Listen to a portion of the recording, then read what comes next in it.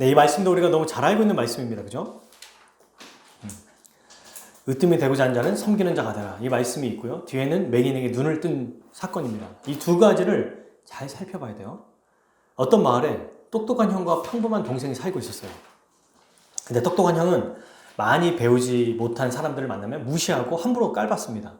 동생은 자기보다 더 배우지 못한 사람을 만나면 오히려 그들을 섬겨주고 도와줬어요. 근데 형은 똑똑하니까 마을의 중요한 일들을 많이 맡았기에 유명한 사람이었어요. 동생은 평범했기 때문에 마을에서 뭐 중요한 직책을 맡지 않았습니다. 그러니까 눈에 띄지 않은 거예요. 시간이 흘러서 이 마을에 지도자를 뽑을 때가 온 것입니다. 많은 사람들이 후보에 올랐는데 이 형과 동생도 동시에 후보에 올랐습니다. 마을 사람들은 당연히 똑똑한 형이 지도자가 될 거라고 생각했어요. 왜냐하면 이 형이 지도자가 되면 마을이 더 발전할 거라고 생각하기 때문입니다. 투표를 하고 결과를 발표했는데 모두가 깜짝 놀랐습니다. 왜 그럴까요? 왜 놀랐을까요? 네, 똑똑한 형이 당선된 게 아니라 평범한 동생이 압도적인 표로 당선이 되었기 때문입니다. 이게 어떻게 된 일일까? 사람들은 형이 당선되면 마을이 더 발전할 거라고 생각했지만 사람들을 무시하고 함부로 대하는 형을 지도자감이라고 생각하지는 않았던 거예요. 반면에 평범하지만 겸손하게 다른 사람을 섬기는 이 동생을 진짜 지도자감이라고 생각했던 거예요. 여러분, 사람들은 이런 이야기들을 통해서 맞아. 겸손하면 나도 높은 자리에 갈 수 있어. 이런 생각을 보통 하기 마련이거든요. 그죠? 이 이야기의 핵심이 뭡니까? 겸손하게 살아가고 다른 사람을 도우면 우리가 지도자가 될 수 있다. 여러분, 결국 어디에 관심이 있는 거예요? 지도자, 높은 자리. 여기에 관심이 있는 거거든요. 지도자가 되거나 높은 자리를 탐하는 것 자체가 나쁜 것은 아닙니다. 근데 어디에서 높은 자리를 차지할 것이냐, 또 높은 자리를 차지하려면 어떻게 해야 되느냐, 이 모든 것은 어떻게 이루어지느냐, 이걸 예수님이 제자들과 대화하면서 우리에게 알려주셨어요. 오늘 말씀은 높아지고 싶어하는 자, 큰 자가 되고 싶어하는 제자들에게 예수님이 하신 말씀입니다. 우리에게도 관심이 있죠. 자, 그러면 오늘 본문을 통해서 예수님이 어떻게 말씀하시는지 한번 살펴보겠습니다. 자, 예수님은 제자들과 함께 예루살렘으로 가고 있었어요. 여러분, 예루살렘에 왜 가시는 거죠? 그동안에 예수님이 마을들을 돌아다니면서 또 이방 민족들 찾아가면서 뭐 했어요? 귀신도 쫓아내고 기적도 베풀고 말씀을 전했습니다. 예수님이 오셔서 공생의 기간에 하셨던 일은 전부 다 하나님 나라 복음을 전파했던 거예요. 근데 이제 예수님은 방향을 딱 설정했어요. 어디로? 예루살렘으로. 이제는 더 이상 다른 사람을 도와주거나 귀신을 쫓아내거나 기적을 베풀려고 돌아다니지 않고 예루살렘으로 가고 있는 겁니다. 예루살렘에 왜 가실까? 왜 가실까요? 오늘 말씀에 나옵니다. 자, 읽어볼게요. 17절에 예수께서 예루살렘으로 올라가려 하실 때 12제자를 따로 데리고 길에 이르시되 18절, 19절이죠. 읽어보겠습니다. 보라, 우리가 예루살렘으로 올라가노니 인자가 대제사장들과 서기관들에게 넘겨짐에 그들이 죽이기로 결의하고 이방인들에게 넘겨주어 그를 조롱하며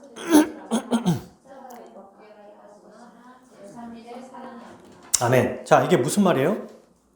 예수님이 예루살렘에 가는 목적은 고난받아 십자가에서 죽기 위한 것입니다. 인자가 바로 예수님이죠. 그리고 대제사장과 서기관들은 이스라엘 지도자들입니다. 이들에게 넘겨진다는 거예요. 그럼 이들이 어떤 일을 할 수 있냐면 이 당시에는 이 종교 지도자들이 결의를 할 수 있었어요. 근데 어떤 결의를 했냐면 사형 선고에 대한 결의를 한 겁니다. 물론 사형 선고 결의를 해도 로마인들에게 이 주권이 있기 때문에 로마의 황제나 혹은 거기 지도자에게 허락을 받았어야 됩니다. 그러니 사형 선고를 하고 넘겨준 거예요. 그들이 누구예요? 이방인들. 19절이죠. 그리고 넘겨주니까 어떤 일이 벌어져요? 조롱하고 채찍질하고 십자가에 못 박혀 죽으실 것이다. 여러분, 예수님의 예루살렘으로 가는 이 길에 이 말씀을 하시는 거예요. 지금 이게 뭡니까? 앞으로 어떤 일이 일어날지를 제자들에게 진지하게 알려주신 거예요. 이 말씀을 요약하면 예수님은 지금 죽으러 가시는 겁니다. 고난받고 십자가에서 죽으러 가시는 거예요. 근데 여러분, 오늘 이 본문을 지금 우리가 한 번 읽었지만 예수님이 예루살렘으로 가는 길에 제자들에게 몇 번 얘기했는지 아세요? 오늘 이 본문이 세 번째예요. 세 번째. 세 번이나 똑같은 얘기를 하신 겁니다. 자, 그러면 제자들은 이거를 알아들을 수 있어요? 없어요?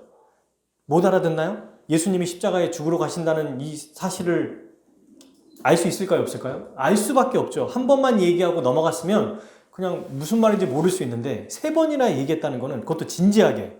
또 여러분 17절에 보면 12제자를 따로 데리시고요.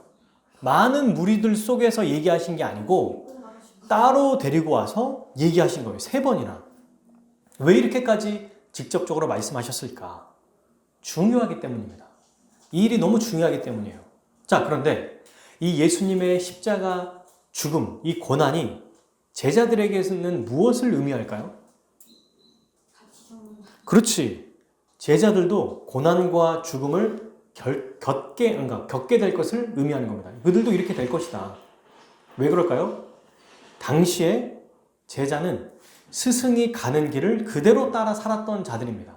또 스승이 한 말대로 살아가는 자예요. 그러니까 받아들이고 싶어도 받아들이고 싶지 않은 말씀인 거예요.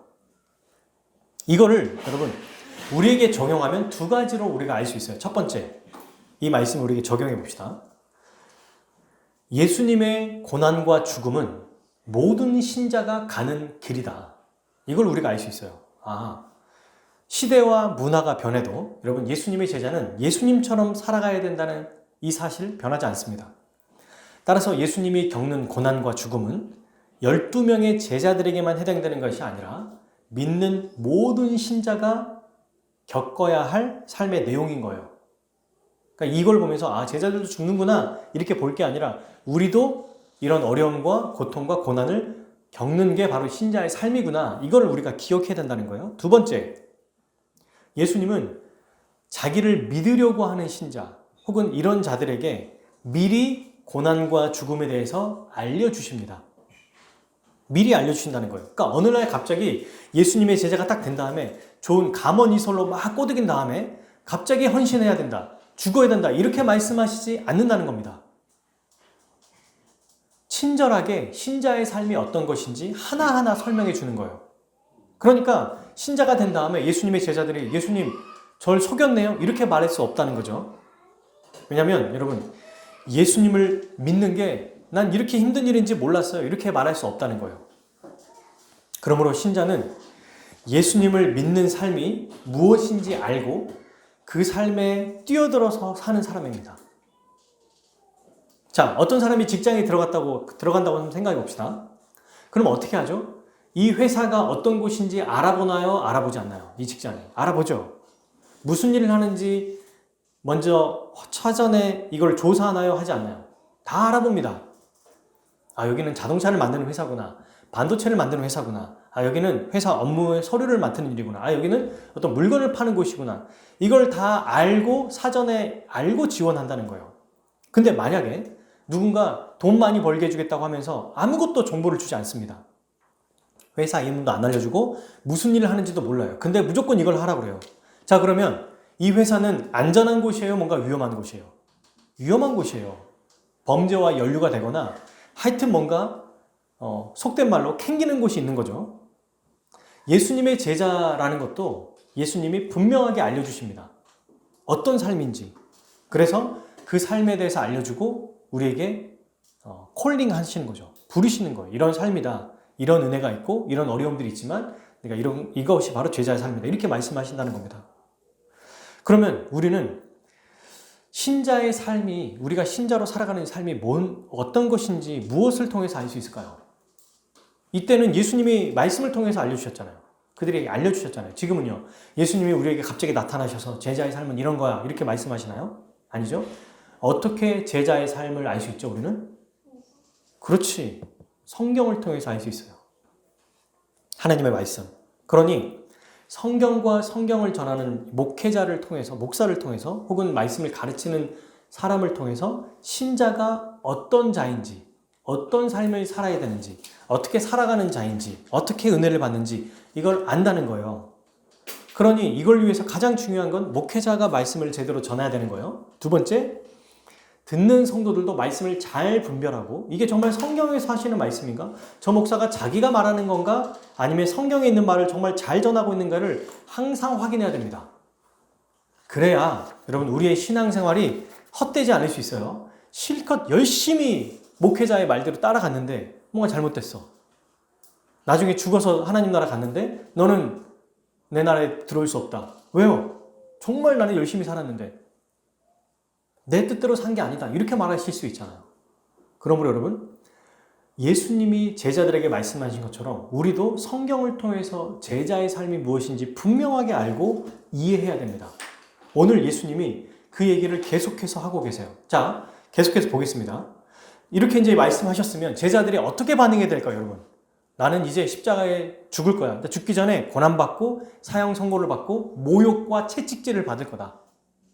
이렇게 어마무시한 얘기를 하셨다면, 3번이나 얘기하셨다면 제자들이 어떻게 반응해야 될까요? 이 죽음을, 고난을 진지하게 받아들여야겠죠. 그죠? 이게 무섭든 감당하지 못하든 예수님께 예수님 이걸 어떻게 우리가 감당합니까? 이런 반응이 나와야 되지 않을까요? 혹은 예수님 알겠습니다. 저도 예수님 따라 살겠습니다. 이렇게 반응해야 된다는 거예요. 이게 당연한 겁니다. 뭐가 됐든 간에.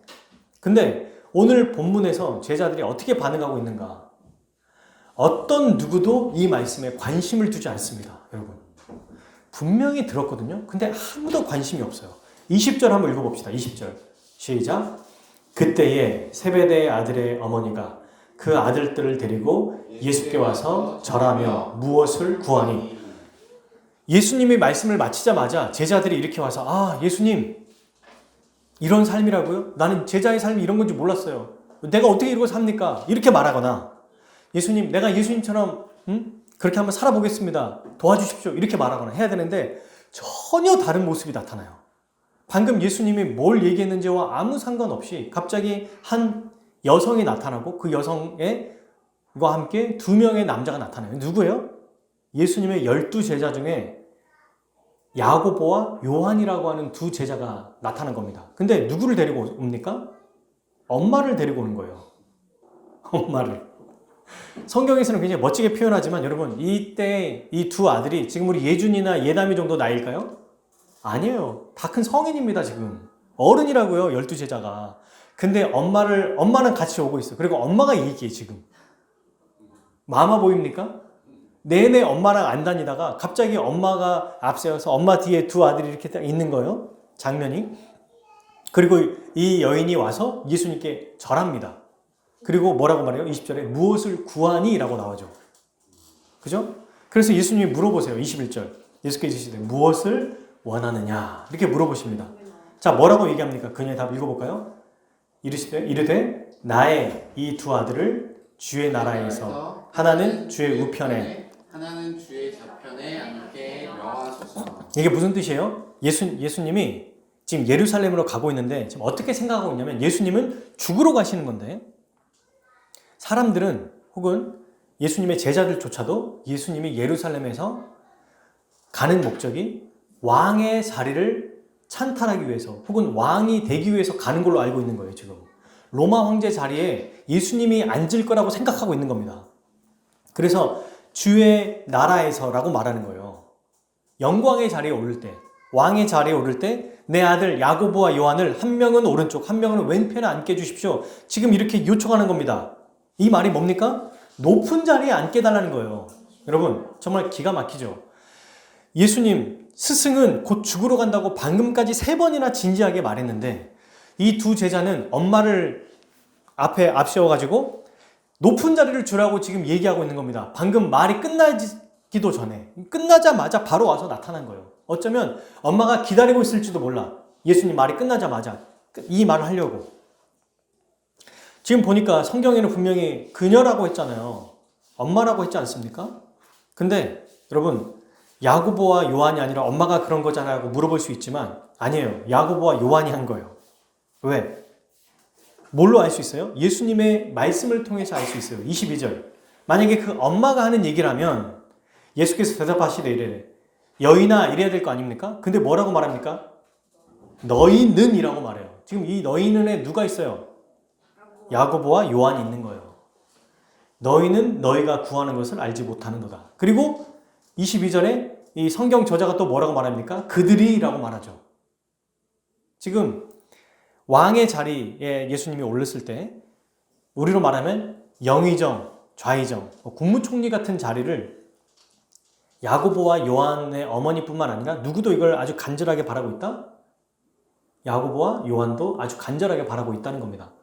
이게 더 비겁한 것 같아요. 한편으로는 자기들이 말하면 되는데 엄마를 끌어들여가지고 엄마한테 얘기하는 것 같은 모습이에요. 그런데 여러분 이런 생각을 했을 때 이제 사실은 10명의 제자들이 이 얘기를 들으면 어떻게 반응이 됩니까? 야, 지금 예수님이 고난당하시고 십자가에 죽는다고 말했는데 너 지금 이게 무슨 소리냐? 이게 무슨 말도 안 되는 소리냐? 철없이 철이 없는 것도 정도껏 없어야지. 지금 이게 말이 돼? 라고 해야 되잖아요. 근데 제자들은 어떻게 반응합니까? 한번 읽어볼까요? 제자들의 반응. 자, 24절 읽어볼까요? 시작. 10 제자가 듣고 그 두 형제에 대하여 분이 여기거늘. 10명의 제자들도 분노했습니다. 화가 난 거예요. 굉장히 화가 났습니다. 자기가 먼저 해야 되는데. 그렇지. 왜 이랬을까? 왜 화가 났을까? 이들도 똑같이 높은 자리를 차지하고 싶었는데 야고보와 요한이 먼저 선수 쳤기 때문입니다. 그걸 어떻게 할 수 있냐? 예수님의 말씀을 통해서 알 수 있어요. 예수님이 쭉 얘기하시면서 26절에 너희 중에 누구든지 크고자 하는 자는 라고 말씀하시죠. 또 27절에 누구든지 으뜸이 되고자 하는 자는 이렇게 얘기합니다. 여러분 이 말씀은 어떤 얘기입니까? 10명의 제자들도 똑같이 2명의 제자들과 같이 예수님의 예루살렘에서 왕의 자리를 차지할 때 자기들도 높은 자리에 앉고 싶다라고 말하는 표현입니다. 이게 그 분노가 바로 그 분노라는 거예요. 정말 대단하지 않습니까? 12명의 제자 중에 한 명도 빠짐없이 다 예수님의 고난, 예수님 말씀하시는 고난과 죽음에는 관심이 없어요. 전부 다 그냥 예수님을 통해서 어떻게 하면 이 세상에서 잘 될까, 성공할까, 유명해질까를 생각하고 있는 겁니다. 왜 이렇게까지 말했는데 못 알아들을까? 여러분, 제가 이 성경을 보니까 어디에 지금 가득 차 있냐면 자기 생각으로만 가득 차 있는 거예요. 이 제자들은. 말씀이 들어갈 틈이 없습니다. 왜? 자기 생각, 곧 이 세상이 주는 가치관, 세상에서 말하는 어떤 문화, 세상의 우상이 머릿속과 마음속에 완전히 가득 차 있으니까 말씀을 들어도 그게 와닿지 않는 거예요. 그게 깨달아지지 않는다는 거예요. 여러분, 우리가 어떤 것에 딱 이렇게 돼 있잖아요. 그러면 그것에 완전히 눈을 멀어버려요. 제가 예전에 기사를 봤던 것 중에 이런 기사를 본 적이 있어요. 도박에 눈이 먼 아빠 해가지고 그 부제가 보니까 딸 결혼식 부의금을 훔쳐서 도박장으로 달려가다.